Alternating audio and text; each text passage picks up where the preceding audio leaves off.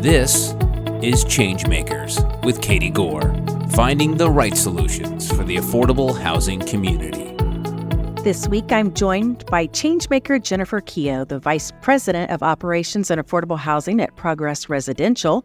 With over 2 decades as an affordable housing leader, Jennifer has served as Deputy Executive Director at the Minneapolis Public Housing Authority and Chair at NAHRO. Now, at one of the nation's largest single-family rental providers, Jennifer oversees operations and initiatives to make rental living more accessible. Jennifer, welcome to the podcast. Thanks for having me, Katie. Jennifer, let's start things off by talking about the personal journey you took that led you to affordable housing. First of all, as I said, thanks for having me. I don't think I've missed many episodes of your podcast, and anybody that follows me on LinkedIn knows because I evangelize about the podcast. And so it's incredibly exciting and also humbling to be with you today. For 25 years, and I had to do the math to think, how long have I been doing this work? I had to put, give you my bio, and I was like 25 years. And as I've grown, I think I grew into being a relentless houser and fiercely advocating and empowering those with voices that have been silenced. But my journey and inspiration started years before my first job. And I think I've shared this with you before, Katie. It began with my grandmother, Jeanette, who lived in public housing. It was this tall, high-rise building, and it was a place and a space that was her community. It was her family. Actually, her brother and sisters all lived there in one-bedroom apartments as well. So it really was her family. But it was a place that you could play bingo on Monday nights with your friends. It was a place where you could put a sign on your door that says, "I'm okay," and have a neighbor check on you. And it was a place where you had access to food through a federal commodities program, and your rent was based on your income. My grandma lived well below the poverty line. And I never realized how poor she was because when I went to visit her and stay with her, these types of programs and experiences are what made me think she lived in the very best place on earth. And so my journey of growing up around housing didn't stop.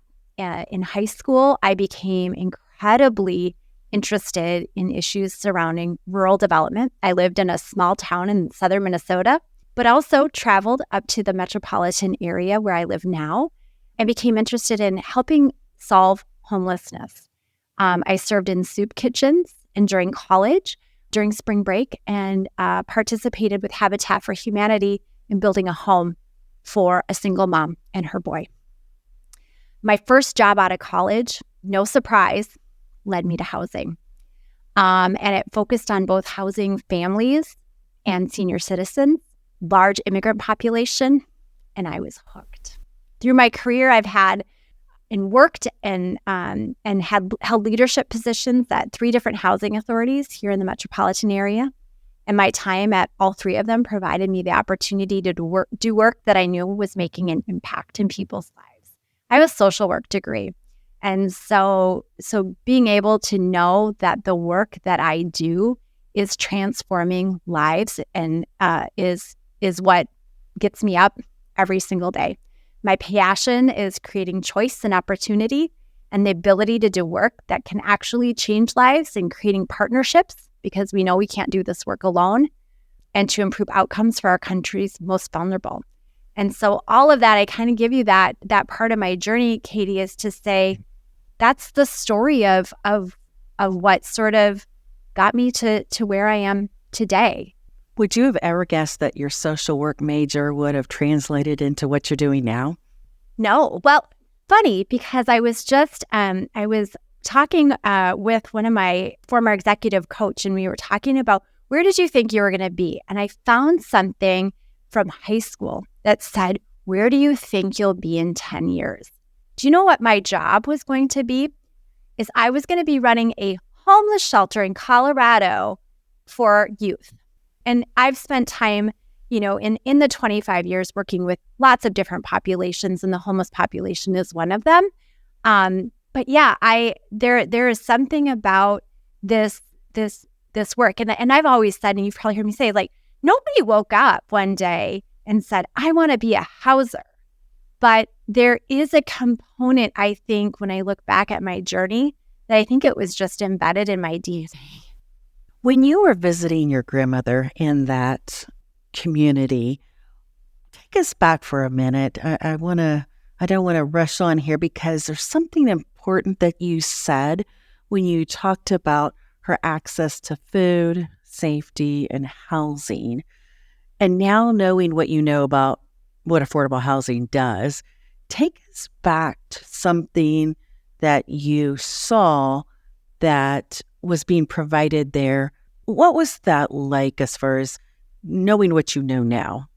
What I know now and looking back at this shared experience of being a kid and watching my grandma was the vital role that public housing plays in people's lives. It's not just the sticks and bricks. It's not just the tower in the sky that's providing housing to 400 seniors every single day. It's providing community. It's providing access, transportation. So there was a bus that took them to access food, to church, to shop, to their medical appointments, to the hairdresser. There was a hairdresser actually on site. There was 2 different community rooms, one for watching television and one where not only did they play bingo, but they had programming that would come in specifically for seniors. They had a library, a rotating library coming in. That was the hub. It was this massive place, but it was everything. She could get foot care, but the lady could do her hair and she could have access to foot care. And I said food, right? Where the federal commodities program, if you grew up in the 70s and 80s, you remember that program. And I've often said that the cheese from commodities made the best grilled cheese sandwiches. Like there was something magical about my grandma's grilled cheese sandwiches. But it was clear that public housing plays a vital role in our communities. We just had an associate retreat at Quidel, and we actually talked about government cheese. And I'm telling you, I think there's a mixed verdict on whether any of us will eat anything like that ever again. So we may argue with you about the best grilled cheese with government cheese, but well, and perhaps it was because I had never had anything like it, coming from, dare say, a place of privilege, right? And not having tasted anything like that, it tasted magical to me. It's all of our perspective about that orange government cheese, but we digress here. So let's talk about your current role as the Vice President of Operations and Affordable Housing. Why don't we just start talking about Progress Residential? Tell us what you guys do and where you are, and then we'll talk about your role. Yeah. So Progress Residential is the largest single-family rental operator in the country. So we operate over 90,000 homes across the country. Our parent company is Pretium, and which is an equity-based investor. And so really Progress is the arm, the hub, the property operator of those single-family rentals. And my role at Progress is fairly new. There was this opportunity that Progress and Pretium saw of looking at their scale, their size and scale, and really feeling that there's this responsibility, there's a social responsibility when you have that size and scale to help be a solution to the affordable housing crisis. And so I joined Progress to really help shape what affordable housing opportunities at Progress could look like. I've said, I think I have the best job in the company because how fun is it to have the opportunity to be innovative and create new? And since I've joined Progress, we've been in strategy and growth mode from an affordable housing standpoint, right? We're figuring this out. We've been taking the time to carefully leverage our company's capabilities to operationalize affordable housing in a company that operates over 90,000 homes. And I've been laser focused on building out a team that's not only passionate about affordable housing, but has expertise in the field. We've been working on outreach and brand surrounding affordable housing. We actually hosted in three different markets in partnership with housing authorities, housing choice voucher applicant fairs, where we invited folks that were searching, that had a housing choice voucher and that were searching for for a home to place their voucher. And we hosted fairs to connect those voucher holders directly with the application process and for a home. Again, we've been creating partnerships with housing authorities, other community partners, again, because I said we can't do this alone. And then building the practices and policies to grow the portfolio to scale. Is there anything you can share about how you identify a market, or when you're looking to grow and you're going through that decision process? What does that look like? So I've been a student of mobility for years and passionate about creating real choice for families with vouchers. From the first research released by Raj Chetty and Nathaniel Hendren 10 years ago, that shows that having access to high opportunity neighborhoods can increase the chances for long-term economic and social mobility, to some of their most current research coming out of Seattle and King County, again, focused on looking at why families aren't able to access neighborhoods of opportunities and studying the barriers. And I'm excited because that research is 10 years old that came out from Chetty, and we're finally talking about it, right? HUD is putting dollars behind it. And I feel like as the industry, we're finally getting it. And I have a point here, Katie. But if we're actually going to move the needle, we have to look at policies and create actual systems change. And I think mobility programs do that. So I say that because we've got opportunity at Progress. We offer single-family homes mixed within a variety of neighborhoods and a variety of communities. When I got to Progress, I knew that we had this opportunity to pull and create a strategy centered around choice, housing choice voucher. We both know there's not always choice when it comes to the housing choice voucher program, and opportunity.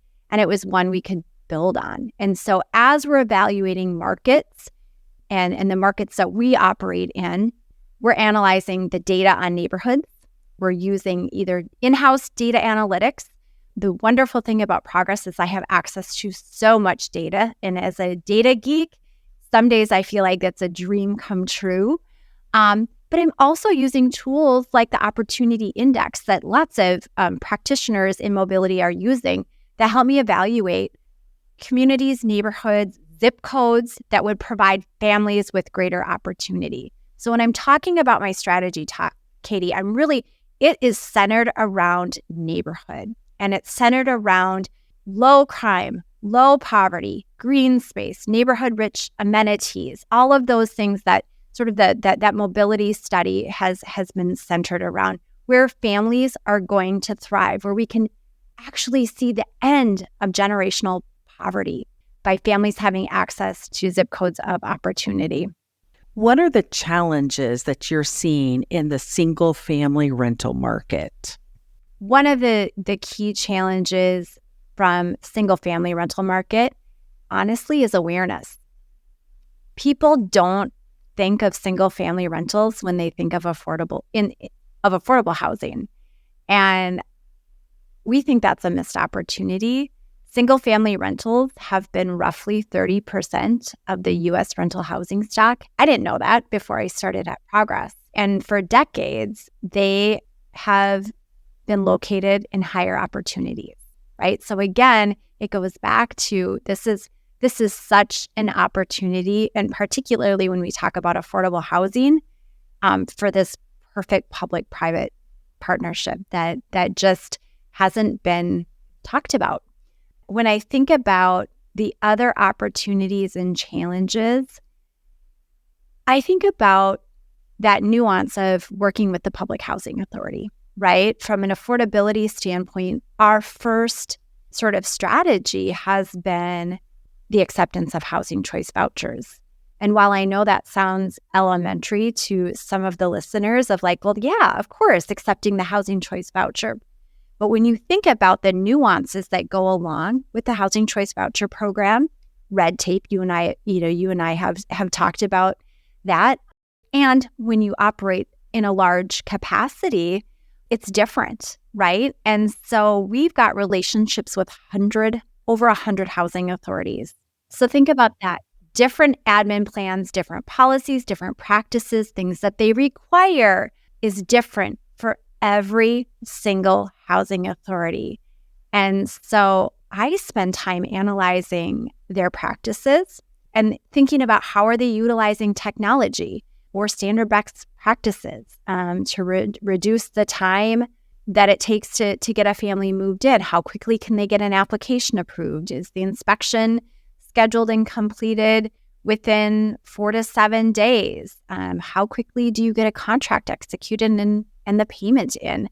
And those are all critical from an operator side, right? I've sat on the other side, which makes it me dually dangerous some days of knowing the operator side as well as the practitioner side. Those are the challenges. And then I think the opportunity is how do we work with housing authorities to be able to make sure that we can provide, again, we're a landlord coming to say, we would like to participate in this program. We want to provide choice and opportunity, and looking at what housing authorities are going to be the best partner based on best practices.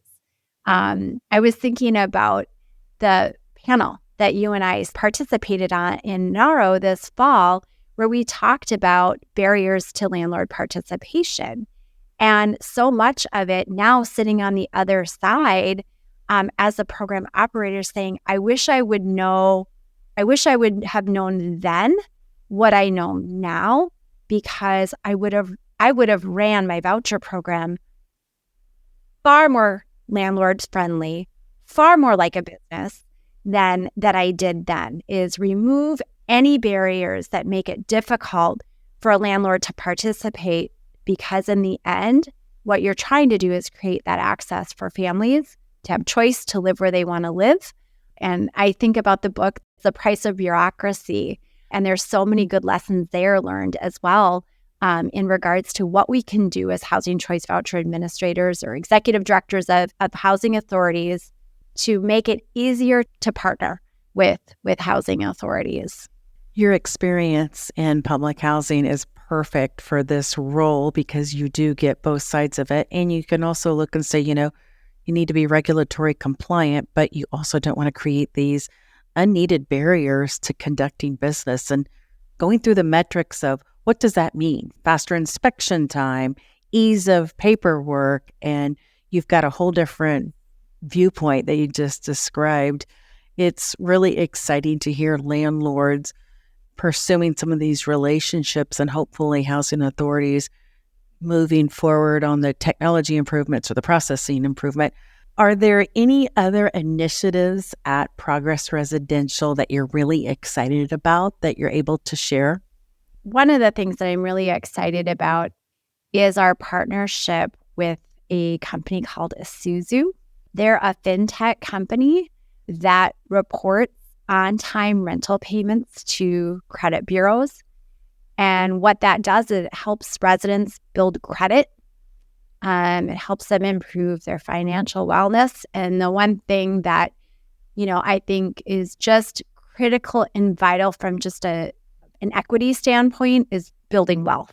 So having access to building your credit when you're a renter is sometimes very difficult.